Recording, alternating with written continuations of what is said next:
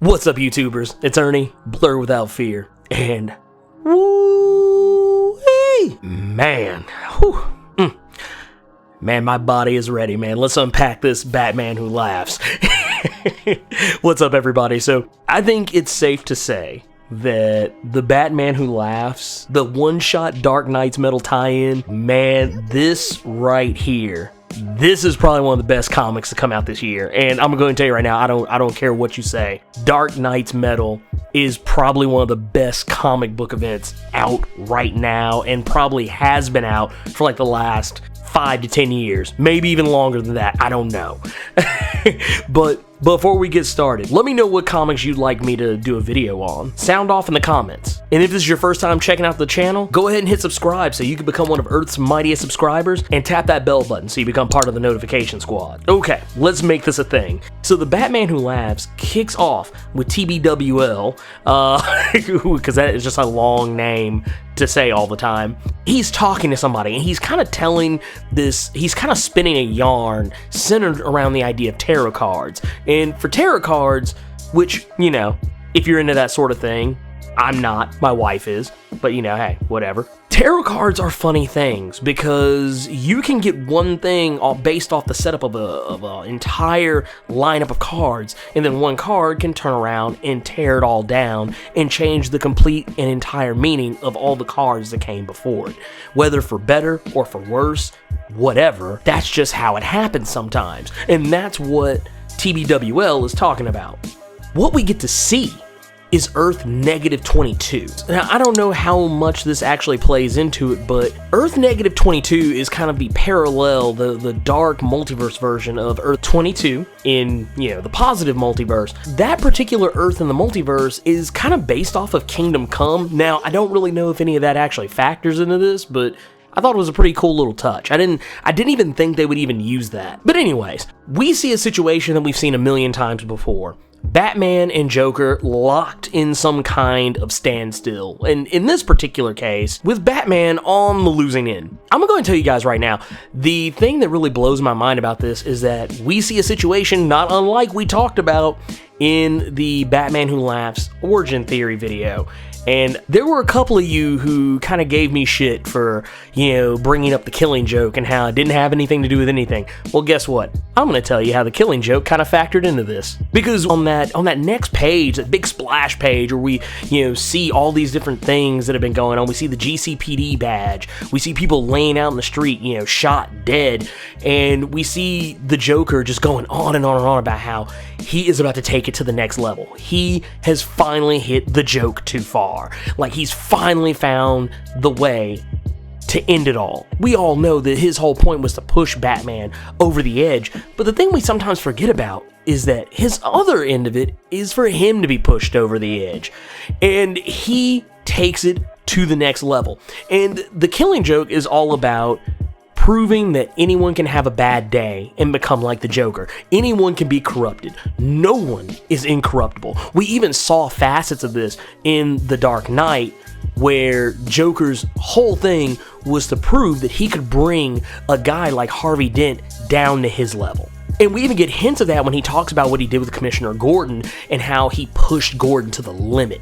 And what he's doing here is he's making Batman relive one of his darkest fears, and that is his parents being murdered. Even greater than, you know, Jason Todd, even greater than everything with Barbara Gordon from The Killing Joke. The thing that probably affects Batman more than anything in his life is the death of his parents. And he's being forced to watch children lose their parents the way that he did. And it's also kind of funny because it ties back into Batman 1989, the Tim Burton Batman with Michael Keaton and Jack Nicholson. Yeah, because it was one of those things where they kind of shoehorned the Joker into Batman's origin, where he killed his parents. Well, we're kind of getting a little bit of a loose interpretation of that. Only, you know, Joker's not killing his parents; he's killing other children's parents. And the thing is, he just keeps doing it, and he keeps doing it. He has a freaking line of people just lined up, bringing him down the row and just popping them off left and right. And Batman finally has enough of it, and he breaks free, and he goes ham on the Joker. I mean, I'm talking about beating the brakes off of him. And the thing is, the whole time Joker is pushing him, he's like, you won't do it. You won't go too far. You won't break that one rule. And finally, Batman loses it and snaps his neck. And this is one of those things, it kind of flies back in the face of The Killing Joke, because The Killing Joke is a very ambiguous book. In The Killing Joke, towards the end of it, actually really at the end of it, we never really know what Batman does to the Joker. Because this is kind of an Elseworlds title.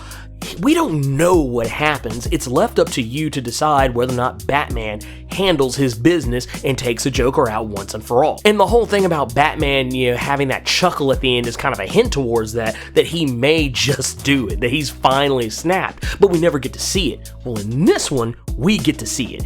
He loses it and snaps the Joker's neck while he's still laughing. But the thing is, it wasn't exactly how he planned it to go. We learn that the Joker had something festering in him. The same chemicals that poison his mind and his body were lying dormant in him. So what he was doing with the Joker toxin, using that to infect other people, and also by proxy infecting those children whose parents he was killing, and also what he's done to his victims throughout the years, this is a situation unlike any of those. This is one of those situations at its most potent, where whatever it was festering inside of him released.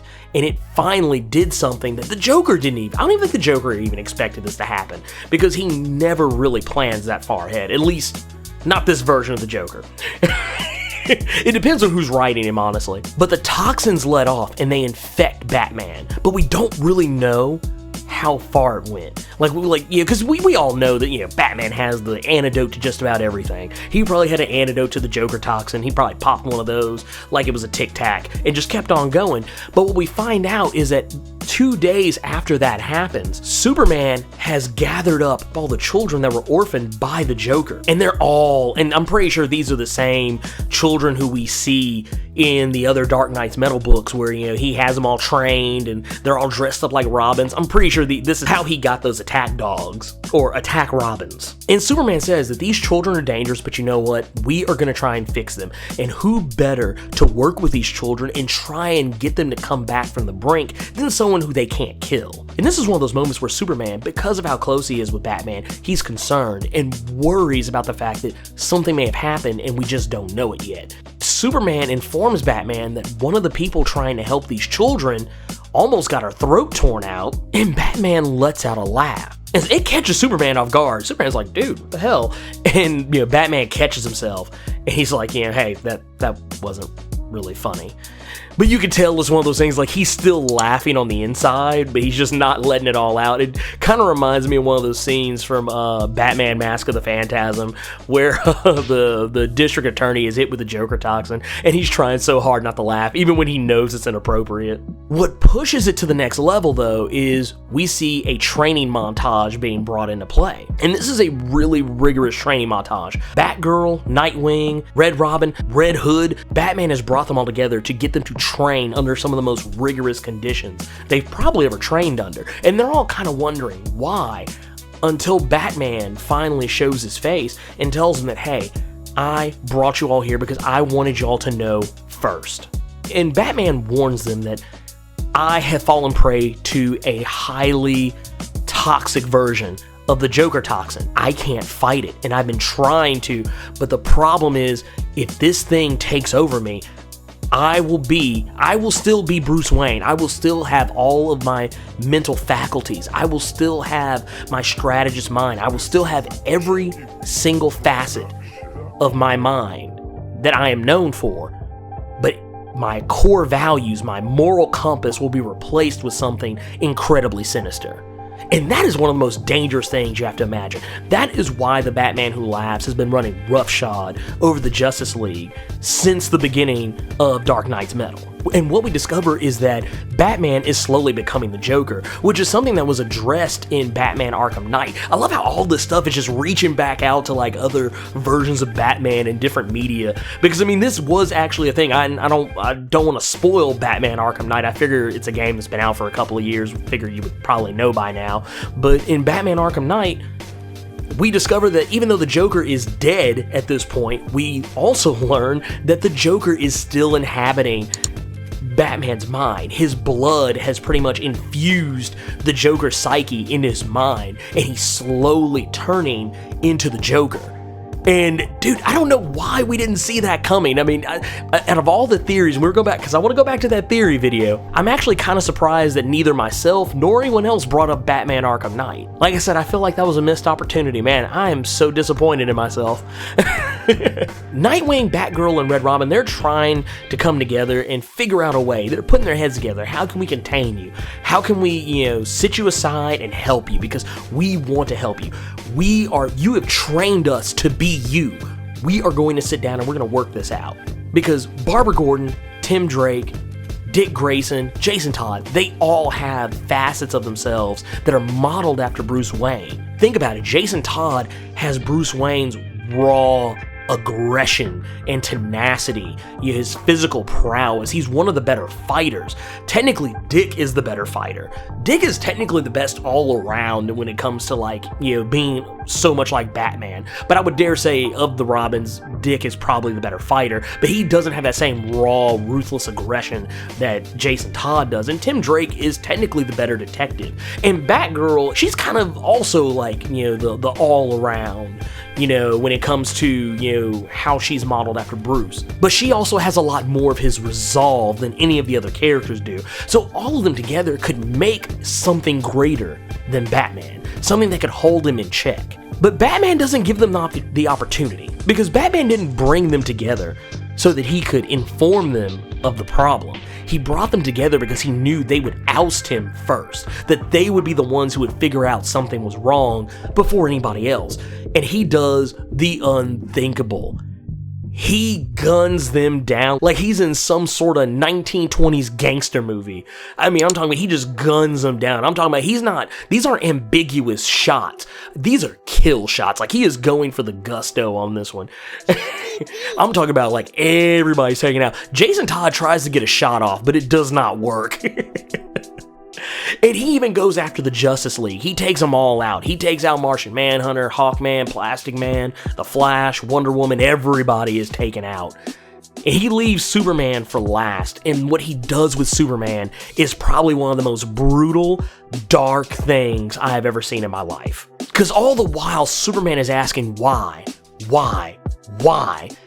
And Batman, and this is where we kind of slowly start. I love the play on his text bubbles, because for the most part he's got normal speech bubbles, but once he kind of starts giving in to the Joker toxin, it turns into like red text inside a white bubble, and as he starts to fully go in, it turns into that black bubble with the red text. It's a subtle touch, but man, I love it. But the thing is, he makes it very clear that I'm about to do some of the darkest shit you've ever seen. He takes black kryptonite, which is basically supposed to bring out the darkest, most sinister aspects of yourself. It's supposed to bring all that forward. And he unleashes that on both Superman and Jonathan Kent, Superman's son. And he does it in front of Lois Lane. And it's just like, holy shit. We don't get to see any of this happen at all. Everything is happening on a panel. But Superman and Jonathan, you can only assume, destroy Lois Lane. And I'm gonna go ahead and tell you right now, that is some of the darkest shit I have ever read in my life, just about. And I have read The Boys by Garth Ennis. I'm sorry, I have read that comic, and that comic is dour and just awful. Not awful in a bad way, like that it's not a good read, but I mean just in terms of the content, the things that happen in it. I've read that comic run, and this kind of I was like, oh my god, holy shit. But anyways, we finally get to see the moment that Barbados reaches out to the Batman Who Laughs, and it wasn't as I was hoping it would be. It wasn't that meeting I was hoping for. It's kind of brushed over just like in some of the other books, but I love the fact that Barbados handpicked the Batman Who Laughs to be the weapon that destroys the multiverse. We also see who the Batman Who Laughs is talking to. Now, we don't get to see their face so much. I mean, we just kind of see them bandaged up and bloody. Parts of me wonders if that's Duke Thomas, because we were told in Dark Day, the lead-in to Dark Knight's Metal, that Duke Thomas would factor into this. And I mean, he already did, in the sense that he helped Batman build the machine necessary to kind of unlock the mystery. But I have a feeling, and because we don't get to see a whole lot of him, And he's kind of drawn in such a way and colored in such a way that it makes it kind of ambiguous as to who it is. But parts of me, somehow I'm thinking it's all going to come back to Duke Thomas, especially with what happened to Duke Thomas's mother at the hands of the Joker. Oh yeah, no, and not only that, Duke Thomas has been eerily not around in any capacity since since the beginning of all this, especially with him kind of factoring in to a lot of the post Dark Knight's Metal stuff. That's kind of who I'm putting my money on. And I'm sure we'll find out in Dark Knight's Metal number 4, but just, man, that is killing me. That was actually kicking my ass for a minute. And then to make matters worse, we see that the Batman Who Laughs has, at his disposal, lingering in the recesses of the Dark Multiverse, we see that he has not just Nightmare Batman, he has Nightmare everyone. Like, we see a Wonder Woman who's been infected by, the cheetah curse. We see a Darkseid Superman. We see what looks like a weird Doomsday Flash, some weird twisted Dr. Fate. There's all this craziness going on. I think there's even a man, like some kind of twisted man bat in the background. There's all this stuff going on. I think there might have even been a samurai Flash in the back. I think it was a samurai Flash. It's hard to say. And crazy versions of the Green Lantern. I think we even saw a Power Girl back in there somewhere. I don't know. But man, it is crazy. Like, these are nightmare versions of the Justice League that are waiting to come across to the other side and wreak havoc. And just imagine if the Nightmare Batmen are running roughshod over the Justice League. Just imagine what a Nightmare Justice League would do. And not just one of each, but a whole bunch of them. Because we've already seen all the Nightmare Batmen that could have come through the Dark Multiverse portal, and there were ones they didn't even use. Just imagine what would happen with this. I love the last line that we hear from the Batman Who Laughs, where he says that a Batman who laughs is a Batman who always wins. And it's just, God, it is so good. This is just such a good book. I'm sorry. If you have not been reading this, you have done yourself a disservice. I promise you. I'm so happy to see how they tied this all up. I was kind of sad that they didn't use A Death in the Family as the inspiration for, the Batman Who Laughs. I was kind of, and a little bit, disappointed that we didn't get the Batman falling into the chemicals. But I mean, technically we kind of got that, but just in a different form. But I'm very curious. I really want to see what happens next, man. Dark Knight's Metal number 4 is going to be lit as fuck. But anyway, let me know what you thought about the Batman Who Laughs origin, and also let me know who you think the mystery character is all bandaged up. Sound off in the comments. If you like the video, hit that like button, and if you want to see more awesome videos like this one, click subscribe so you can become one of Earth's mightiest subscribers, and hit that bell button so you can become part of the notification squad. Thank you again for checking out this video, and I'll see you next time. Plus Ultra.